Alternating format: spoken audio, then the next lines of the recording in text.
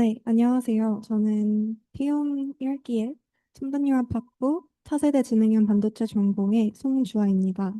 오늘 제가 발표할 주제는 뇌를 닮은 반도체인 뉴로모픽 반도체에 대해서 설명드리도록 하겠습니다.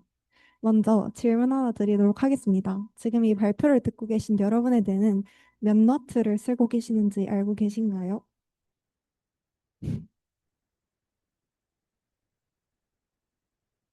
정답은 바로 20와트입니다. 이는 스마트폰 충전기보다 조금 더 쓰는 정도인데요. 챗GPT와 같은 AI는 질문 하나에 GPU 수십 개가 돌아가고 데이터 센터 전체로는 원자력 발전소 하나 분량의 전략을 쓰게 됩니다. 네, 그래서 왜 이렇게 차이가 나는지, 이 문제를 어떻게 해결할 수 있을지에 대해서 오늘 이 뉴로모픽 반도체가 해법 중 하나로 떠오르고 있기 때문에 설명드리도록 하겠습니다. 먼저 그 전체적인 구조로는 AI 전력 위기의 원인을 구조적으로 짚고 그 해법을 뇌의 작동 방식을 반도체로 구현하는 뉴로모픽 기술을 원리부터 최신 소자 연구까지 함께 살펴보도록 하겠습니다. 오늘 발표는 크게 8가지의 흐름으로 나뉘어져 있는데요. 앞서 말씀드렸다시피 AI 전력 위기를 수치적으로 표현드리고 어, 왜 하드웨어 구조적으로 한계가 있었는지를 현재 모든 스마트폰에 접목이 되어 있는 폰노이만 구조를 알아보면서 한계에 대해 알아보고 이 뇌와 컴퓨터가 어떻게 구조가 다른지 그리고 뇌에 있는 뉴런과 시냅스, STDP에 대해서 알아보도록 할 거고요. 이를 바탕으로 뉴로모픽의 개요와 이 뉴로모픽을 구현하기 위한 FEFET과 얼렘 소자에 대해서 알아보도록 하겠습니다.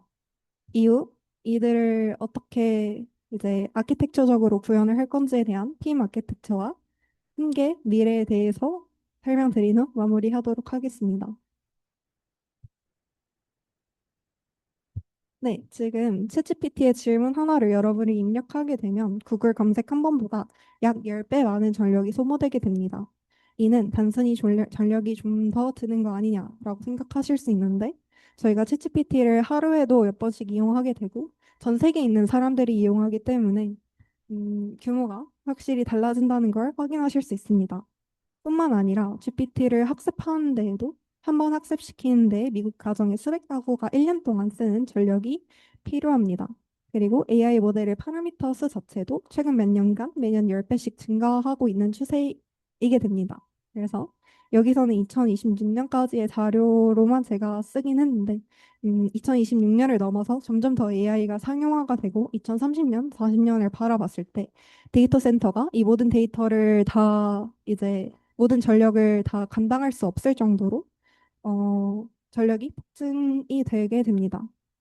그래서 여기에 보시면 AI 서버 GPU는 700와트를 소모하게 되는데 저희 인간의 뇌는 첫 번째 질문에서도 말씀드렸다시피 20와트만 사용하고 이는 35배 차이이게 됩니다. 그래서 인간의 뇌가 이 AI 서버 GPU를 다시 만드는데 구조적인 도움을 줄 수 있지 않을까라는 아이디어를 떠올리게 된 것입니다. 그러면 하드웨어가 아니라 소프트웨어를 최적화하면 되지 않을까라고 생각하실 수도 있는데, 이런 소프트웨어를 뭐 최적화하고 효율적으로 만드는 그런 기법들이 전력 소모를 어느 정도 줄일 수는 있지만, 문제의 뿌리 자체가 하드웨어 구조 자체이기 때문에 이를 해결하지 않으면은 전력 소모를 획기적으로 줄어들이지 못한다는 점이 있습니다. 네. 그래서 이 구조적인 가장 기본적인 문제가 무엇인지를 설명드리도록 하겠습니다. 이는 바로 메모리 월이라고 하는 메모리 병목 문제인데요. 저희가 쓰는 모든 컴퓨터나 휴대전화는 1940년대 폰 노이만이 설계한 구조를 따르고 있습니다. 구조는 CPU에서 연산을 수행하고 메모리에서 데이터를 저장하는 이 연산 장치와 데이터 메모리 장치가 서로 분리되어 있는 형태이고 저희가 이 데이터를 꺼내서 버스를 이용해서 이제 이동을 한 다음에 연산 장치에서 다시 연산을 수행하고 다시 메모리에 넣는 그런 방식을 사용하고 있습니다. 그렇기 때문에 저희가 메모리를 CPU로 가져오는 데가 이제 여기에서 연산을 수행하는 시간보다 훨씬 더 많이 걸리게 됩니다. 수치적으로만 보면 그냥 직관적으로는 200대 1이고 AI를 학습하거나 추론하는 데에 이 메모리 이동 자체가 60% 이상을 전력을 차지한다고 생각하시면 됩니다. 그래서 이 AI 신경망은 추론 한 번에 수백억 번의 행렬 곰셈을 하기 때문에 이 연산에서 더 많은 에너지가 소요될 거라고 생각을 하지만 실제로는 이동하는 데 더 많은 에너지를 쓴다고 생각하시면 됩니다. 그래서 메모리 내부에서 직접 연산을 수행하는 방법이 없을까? 라고 해서 해법으로 나온 게 바로 PIM이라는 Processing in Memory라는 아키텍처입니다. 그리고 이것이 바로 뉴런마픽의 핵심 동기가 되게 됩니다.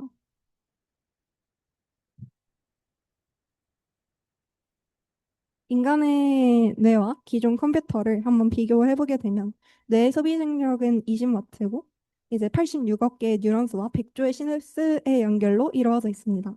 이 모든 게 20와트로 작동을 하게 됩니다. 그리고 결정적인 차이는 이제 구조에 있게 되는데 이제 기존 컴퓨터는 CPU와 메모리가 완전히 분리되어 있어서 연산할 때마다 데이터를 이동시켜야 했다면 뇌는 뉴런 하나가 연상과 기억을 동시에 담당하고 시냅스, 뉴런과 뉴런 사이를 잇는 시냅스가 연결 강도, 즉 가중치를 저장하면서 동시에 신호를 전달하게 됩니다. 그래서 외부 메모리로 데이터를 이동시킬 필요가 근본적으로 없는 구조입니다. 또한 이제 인간의 뇌는 STDP의 방식으로 학습하게 되는데요. 이는 뒤에 슬라이드에도 설명드리겠지만 스파이크 타이밍 디펜던트 플라스티시티의 약자로 시냅스가 스스로 연결 강도를 조절하는 방식입니다. 그래서 뉴런과 뉴런 사이의 시냅스의 연결 강도가 이미 저장이 되어 있고 내가 뉴런 A와 뉴런 B가 있다면 뉴런 A가 먼저 발화를 하게 되면 이제 A와 B 사이에 인과관계가 있다고 판단을 해서 이 연결 강도를 더 강화하고 만약에 B가 먼저 발화되게 되면 인과관계가 없다고 판단해서 연결 강도를 스스로 이제 낮추게 되는 그런 방식을 사용하게 됩니다. 이렇게 되게 되면 중앙에서 명령을 내리지 않고 각 시냅스가 자기 주변 신호만 보고 독립적으로 학습합니다. 이게 극저전력 학습이 가능한 이유이고 뉴로모픽 반도체가 목표로 하는 방식입니다.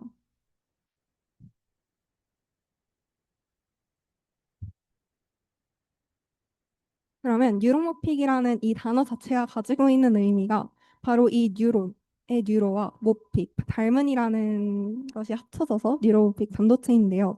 이와 같이 인공 뉴런과 인공 시냅스를 저희가 소자로 구현을 해서 연상 기억을 통합시키고 이를 통해 초저전력 AI를 구현하는 방식이라고 생각해 주시면 됩니다. 인공 뉴런은 어떻게 구현을 할 것이냐면 실제로 뉴런이 이제 바로 반응을 하는 게 아니라 계속해서 신호를 누적시키면서 이 누적된 신호 값이 이제 임계점을 넘게 되면은 발화가 되는 방식인데요. 이 인공 뉴런도 마찬가지로 이 전까지는 계속 임계값을 넘기 전까지는 계속 신호가 없이 전력 0으로 활동을 하다가 만약에 임계값이 넘게 되면은 스파이크 출력 후 초기화를 시키게 됩니다. 이 인공 시냅스도 이전에 이제 저희 뇌에 있는 시냅스가 연결 강도를 이제 가중치로 표현을 한다고 했는데 저희 뉴로빅 반도체에서도 전도도를 연결 강도, 즉 가중치로 표현을 함으로써 학습하면서 전도도를 계속해서 변화시키고 가중치를 변화시킨다고 생각하시면 됩니다. 또한 앞서 설명드렸던 STDP 방법을 사용을 할 텐데요. 이거는 시간 기망 스파이크 신호로 정보를 인코딩하는 방식입니다. 여기에서 델타 T가 이제 뉴런 A가 스파이크된 시간에서 뉴런 B가 스파이크된 시간을 뺀 값으로서 이 델타 T가 플러스가 되게 되면은 이 가중치 연결 강도를 높이고 만약에 델타 T가 음수가 되게 되면은 이 델타 W를 낮추게 된다고 생각하시면 됩니다. 아, 네. 그래서 여기까지 혹시 질문이 있으신 분이 있을까요?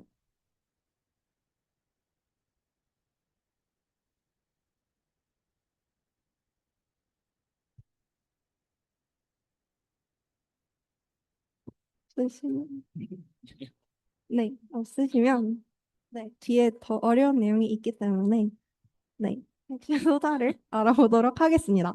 그러면 저희가 이제 뉴로모픽 반도체가 이제 만들 거야. 뇌를 닮은 반도체를 만들 거야. 라고 얘기는 했는데 어떻게 만들 것이냐라고 하면은 새로운 소자를 만들어야겠죠. 뇌를 닮게 행동을 하는 새로운 소자를 만들어야 되는데 그중 하나로 저희가 각광받고 있는 것이 바로 FEFET 강유전체 트랜지스터입니다. 먼저 FEFET을 이해하기 위해서는 모스펫이 어떻게 생겼는지를 어떻게 작동하는지를 짚고 넘어가야 하는데요. 어, 먼저 요거를 얘가 지금 FEFET인데 모스펫의 경우에는 그냥 게이트 SiO2 계면 그리고 여기가 Si 채널이라고 생각을 하시면 되고 여기 사이에 이제 강유전체 HZO를 삽입한다고 생각하시면 됩니다. 그래서 이 채널에 있는 전자의 수를 조절을 해서 전류가 더 많이 흐르도록 혹은 전류가 덜 흐르도록 만드는 것이 바로 모스펫의 기본 작동 원리입니다.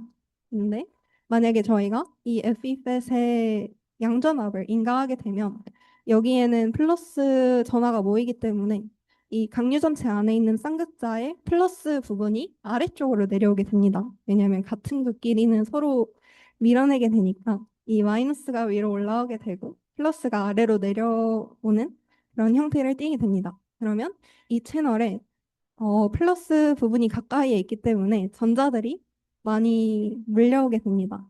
그러면은 전류가 흐를 수 있는 전자들이 많아지기 때문에 전류가 더 잘 흐르게 됩니다. 이를 통해서 같은 전압을 주더라도 전류가 잘 흐르기 때문에 문턱 전압이 하강하게 되는 효과가 있고 저저항의 효과가 있습니다. 만약에 음전압을 주게 되면 쌍극자의 플러스 부분이 위쪽으로 올라가고 또 채널과 가까운 부분이 마이너스와 연결되기 때문에 전자를 밀어내는 형태가 되게 되면서 전류가 잘 흐르지 않게 됩니다. 이를 통해 문턱 전압이 상승하게 되면서 고저항의 효과를 받게 됩니다. 그래서 만약에 이전 시냅스 A 뉴런과 B 뉴런의 스파이크 차이를 이용해서 어, 연결 강도를 더 강화시켜야겠다라고 하면은 양전압을 계속 주면서 연결 강도를 강화시키는 것이고 만약에 연결 강도를 약화해야 한다는 명령이 들어오게 되면 점점 음전압을 주면서 연결을 약화하는 거라고 생각하시면 됩니다. 그래서 소스에는 뉴런 A를 연결하고 드레인에는 뉴런 B를 연결하고 얘는 하나의 시냅스로서 부동을 한다고 생각하시면 됩니다. 네, 근데 이제 FEFET은 아직 해결해야 할 문제들이 여러 가지가 있습니다. 바로 SiO2 계면층 문제인데요. 이 강류 전체와 채널 사이에 이제 SiO2 계면층이 생기게 되면은 이 SiO2 쪽으로도 전압이 들어가게 되면서 시료 분극이 감소하게 되고 결국에 우리가 더 점점 더 이제 분극이 잘 일어나지 않는 상태가 되면서 이 분극을 통해서 저희가 문턱 점압을 상승 혹은 감소시키고 전도도를 바꾸게 하는 건데 이를 감소시키게 되면은 전도도가 잘 변동이 없는 상태라고 생각하시면 되고요. 또한 사이클 내구성도 현재는 10의 8승에서 10의 9승까지의 사이클까지만 가능하게 되는데 음, 최소 10의 12승 정도의 사이클을 돌 정도로 내구성을 가져야 하기 때문에 이 내구성을 더욱 높이는 방법에 대한 연구도 필요합니다. 또한 어, 아무리 전압 펄스를 주어도 같은 전압 펄스를 주어도 처음에는 뭐 이만큼 분극이 증가했다가 나중에는 분극이 점점 덜 증가하는 그런 방향으로 가기 때문에 비선형성이 생기게 됩니다. 그래서 같은 전압 펄스를 주더라도 이 분극의 차이가 점점 달라지기 때문에 이 오차들이 결국엔 누적돼서 큰 오차로 일어날 수 있다는 특징이 있습니다. 두 번째 핵심 소자는 바로 얼렘 저항 변화 메모리입니다. FFet이 각 유전체를 쓴다면 얼렘은 완전히 다른 구조를 띠게 되는데요. 구조는 훨씬 간단합니다. 위쪽 정극, 그리고 가운데에 산화물 방막이 있고 아래쪽에는 이제 아래쪽 정극이 있습니다. 그래서 이 안에 있는 산화물로는 또 앞에서 썼던 HFO2를 사용해서 이제 넣게 되고 HFO2라는 화합물 자체가 HF와 그리고 O2가 서로 연결되어 있는 형태인 건데 만약에 저희가 플러스 전압, 양전압을 주게 되면 이 산소 원자들이 이 결합을 끊고 위로 올라가게 됩니다. 플러스 전극적으로 올라가게 되면서 중간에 이제 산소 분봉이라는 빈 공간이 생깁니다. 저희가 트랜지스터를 배울 때도 이제 공공이 생기는 거를 배웠었는데 여기에선 산소 원자에 대한 공공이 생기는 거라고 생각하시면 되고 이 공공이 생기는 부분들이 하나의 이제 선처럼 연결이 되게 되면 기둥처럼 연결이 되게 되면은 이 빈 공간들을 합친 이 선이 필라멘트라고 불리게 되는 것입니다. 그렇게 되면은 그냥 절연체로 막아져 있는 것보다 하나의 통로가 생기게 되면은 전류가 더 잘 흐르게 되면서 전도도가 증가하게 되는 것입니다. 근데 만약에 다시 음전압을 줘서 이 산소 공급이 조금 더 막히거나 아니면 이 병의 그 반지름이 더 줄어들게 되면은 어, 전류가 덜 흐르거나 전도도가 더 약해지기 때문에 이를 통해서 전도도를 조절하는 거라고 생각하시면 됩니다. 네. 그래서 FET과 얼렘을 비교하게 되면 FET은 강유전 분극으로 동작을 하게 되는 거고 얼렘은 필라멘트 형성을 함으로써 전도도를 조절하는 거라고 생각하시면 됩니다. 또한 얼렘의 가장 큰 문제가 이제 변동성이 되게 많다는 건데 아무래도 이제 산소가 이동하는 방향도 모든 소재마다 다르고 아무리 같은 물질을 쓰더라도 상황마다 산소가 어떻게 이동할지 필라멘트가 어떻게 형성될지가 다르기 때문에 변동성이 매우 높은 점이 난제라고 볼 수 있습니다. 네, 그래서 이것들을 이제 가정치들을 이 소자에 모두 저장을 시킨 상태라고 생각을 하게 되면 이렇게 FFet이나 얼렘을 일자로 연결을 해놓을 수가 있겠죠.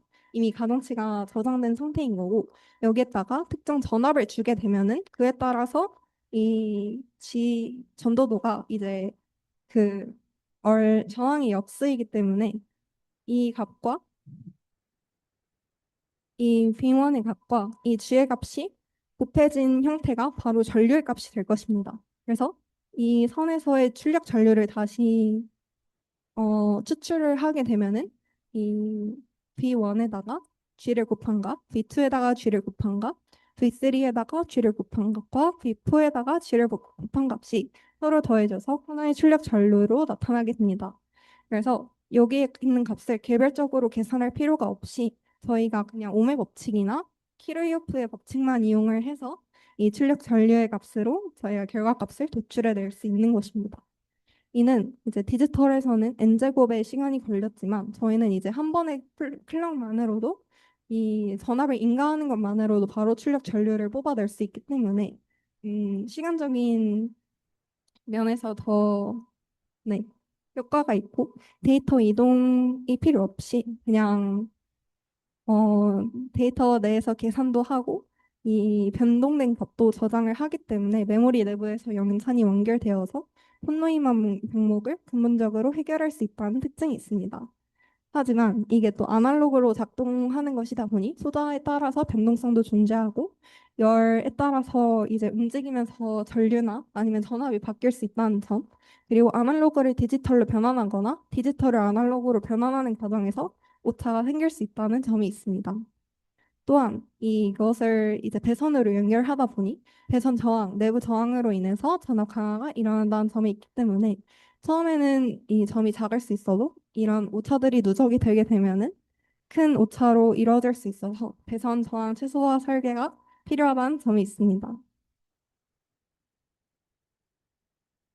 네, 그래서 현재 도전 과제로는 아까도 설명드렸다시피 소저 신뢰성이 부족하다는 점, 그리고 DNN에서 새로 저희가 발견했던 SNN 알고리즘이 아직 성숙하지 못하다는 점, 그리고 시모스 공정이 아직 통합될 정도로 공정이 완전히 같진 않기 때문에 이를 통합해야 한다는 그런 도전 과제가 있지만 앞으로 이제 클라우드 를 통해서 AI를 학습하거나 추론할 필요 없이 이 기기 내부에서 초전력으로 AI를 실현할 수 있고 또 배터리 수명도 더 늘어날 수 있다는 점과 학습하는 것과 추론하는 것이 분리되어 있는 것이 아니라 계속해서 경험하면서 실시간으로 학습할 수 있다는 점에서 미래 전망이 높다고 할 수 있습니다. 네, 그래서 여기까지가 저희 발표고요. 더 궁금하신 점이 있다면 질문해 주시면 감사하겠습니다. 반도체에서 이름만 들었던 용어들을 잘 정리해 주셔서 너무 잘 들었고요. 또 여러분들 아마 많이 질문할수록 좋기 때문에 예, 이거 아마 그 카드 뉴스를 참고하셔도 좋고 그러면서 질문을 많이 남겨주시면 감사하겠습니다. 먼저 손 들어주시면 제가 찾으러 가겠습니다. 질문할 사람.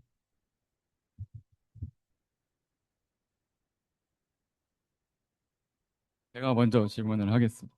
그러면은 그 뉴런픽 반도체의 장점이 사실은 그 저전력을 좀 강조를 하시는 것 같은데 그러면 뇌를 모방했다는 점에서 뭔가 얻는 다른 성능적인 측면에서의 장점이 있을까요? 사실은 이제 막 기존의 인공지능이 사실 인공신경망이라고 하지만 그냥 뭐 뉴런이랑 시냅스 뭐 이 부분만 좀 발달을 해서 결국에는 뭐 패턴을 찾아내는 그런 식의 인공신경망이었는데 뭔가 뇌를 모방한 새로운 방식을 쓰면은 좀 더 인간의 사고에 가깝게 행동을 한다든가 뭐 그런 성능적인 장점이 있을지 여쭤보고 싶습니다.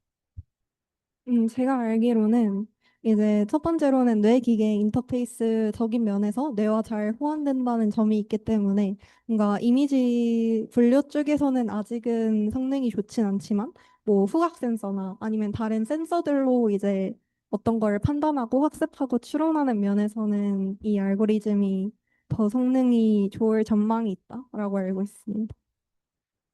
그러면은 근데 어쨌든 이 반도체가 각광받는 이유는 전력 이슈라고 봐도 될까요? 아니면 이게 네, 맞습니다. 저희 데이터 센터 자체가 어, 확장이 되고 더 많이 학습을 할수록 어쨌든 더 정교해지고 더 많은 추론을 할 수 있는 점이 있는 것인데 그거를 위해서 하드웨어 구조를 바꾸기 위해서 선택한 것이 이제 뇌를 모방한다는 선택이기 때문에 그 점에서 저전력인 면이 가장 많이 화두되는 부분인 것 같습니다. 답변 감사합니다. 지금 다른 분들도 손 들어주시면 시작하겠습니다. 그냥 당연한 것. 어, 발표해주신 내용이 재밌었는데 조금 어려워서 질문을 하기가 조금 더 힘든 것 같아요.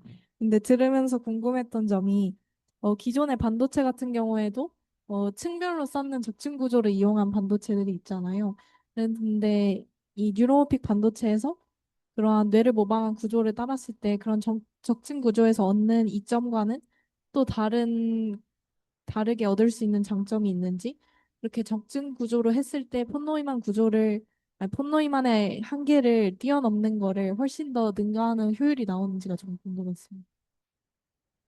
아마도 제가 설명을 좀 건너뛴 게 있는데, 이게, 이전에 있던 그 트랜지스터가 이 ALD라는 말씀 주신 것처럼 적층 구조, 원자 적층 구조로 이제 이루어지게 되는데, 이 FET이 이 적층 구조에도 호환이 되기 때문에, 그러니까 하나의 시냅스로 구동을 하는 이 소자 자체도 적층 구조로 공정을 할 수가 있어서 그런 점에서 이점이 있고요. 제 생각에는 뭔가 그런 공정 방식을 더 효율적으로 한다기보다 이거는 이제 시냅스를 모방함으로써 효율을 얻는 것이기 때문에 그런 공정 자체는 크게 변하지는 않을 것 같습니다. 좋습니다. 답변 감사드리고요. 또 다른 질문 있으시면 손을 들어주시면 시작하겠습니다. 그 발표 잘 들었고요. 사실 지금 GPU는 대부분 쿠다 기반으로 돌아가고 있잖아요. 근데 사실 저러면은 아예 그래픽 카드라 해야 될까요? 반도체 구조 자체가 바뀌는데 그러면 아예 소프트웨어 단에서도 그게 좀 갈아엎어지는 걸까요? 음,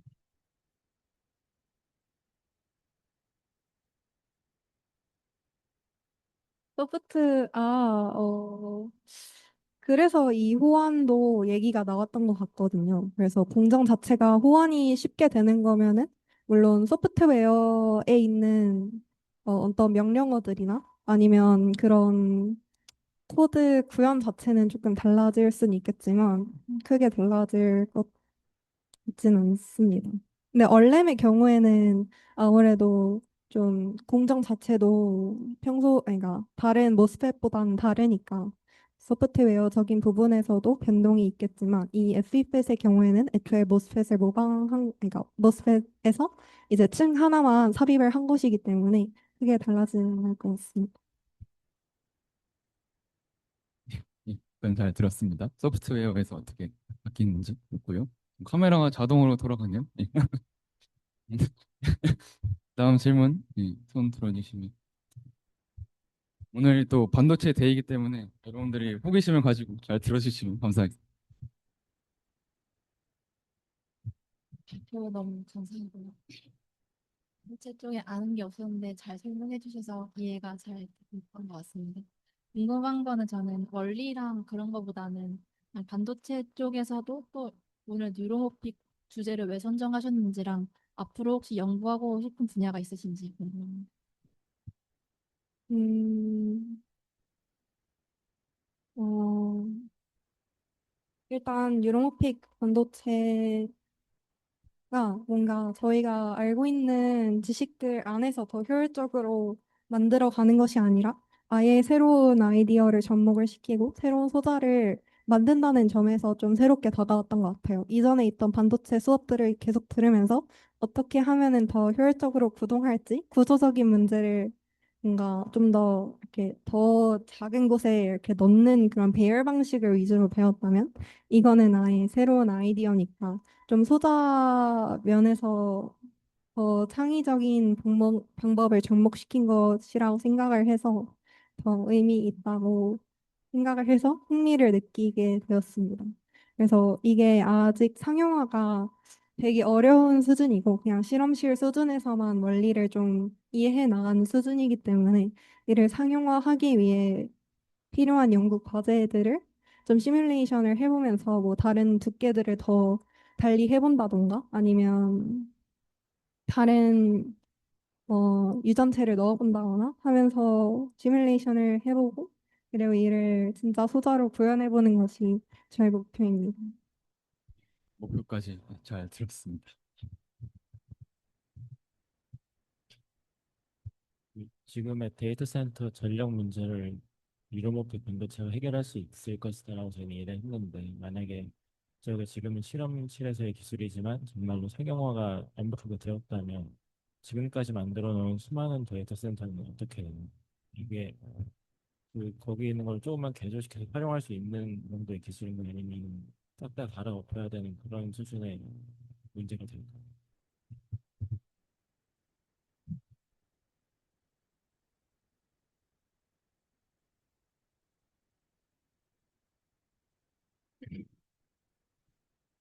아무래도 뭐 데이터 센터를 아예 이제 사용하지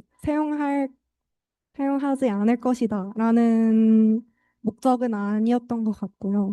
그냥 저희가 사용하는 좀 소형 핸드폰에서 먼저 상용화가 될 것 같아서, 네, 그런 분들도 있고, 데이터 센터가 제가 정확하게 알진 못하지만 그 안에 있는 뭔가 전력을 더욱 늘릴 수 있는 방법이 한계가 있다고 들었거든요. 그러니까 데이터 센터 내에서 사용할 수 있는 전력에 한계가 있다. 그래서 이거를 해결하는 것으로 나온 거기 때문에 그 안에 있는 데이터 센터의 전력을 모두 최대한으로 사용하게 되면은 그에 대한 뭔가 부가적인 해결책으로 사용되지 않을까. 이게 아예 모든 그것들에 접목이 되는 게 아니라 AI에 특화된 또 반도체이다 보니까 다른 것들에서 이제 학습을 하거나 아니면 데이터를 사용하는 면에 대해서는 데이터 센터를 여전히 사용하지 않을까 생각합니다. 하나로 네. 그러니까 폰 노이망 구조에 이런 쪽 한계가 있어서 이게 또 해결책이 될 수 있다라고 말씀하시는 거예요. 그럼 이것도 이런 쪽으로 한계가 밝혀져 있나요? 이론적인 한계, 어떤 면에서 이론적인 한계를 말씀하시는? 그러니까 폰 노이망 구조에서는 이동하는 데 사용되는 게 에너지가 더 크게 많이 들어가니까 어느 정도 이상으로 더 효율적일 수가 없다가 이제 이론적 한계인데 이 친구도 그러면 좀 비슷한 방식으로 이론적 한계가 있는 건가요? 이론적으로는 이게 이론적인 한계가 될 수 있을지는 모르겠지만 뭔가 소자적인 면에서 저희가 특정 이제 전압 펄스를 넣게 되면은 뭐 이만큼 분극이 증가해서 뭐 이만큼의 전도도가 증가해야 한다라는 그런 이론적인 공식이 있는데 이게 실제로 구동되지 않는다는 점이 좀 한계 있는 것 같고요. 이론적인 한계라고 하면은 이론적인 한계보다는 아직은 연구 과제가 더 많은 것 같습니다. 네. 감사합니다. 감사합니다. 다른 질문 있으시면. 예. 어, 반도체를 좋아하시는 조병준 씨 있어요? 혹시 또 다른 분 질문 더 없나요? 여기 이렇게.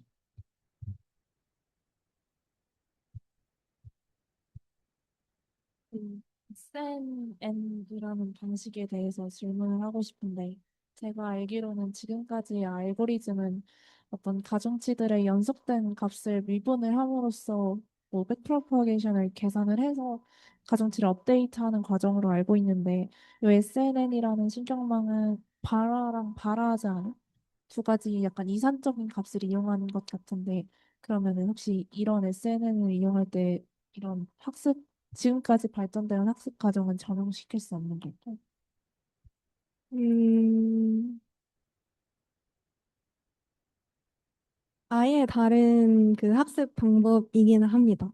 말씀 주셨던 그 DNN 방법은 그냥 아예 행렬 곱셈을 다 수행을 하고 오차를 계산을 하고 그레디언트를 계산을 해서 다시 이제 모든 가중치를 업데이트하는 방식이었다면 이거는 이제 발화가 된 그 뉴런과 뉴런 사이의 시냅스만 가중치를 업데이트하는 것이기 때문에 다른 알고리즘입니다.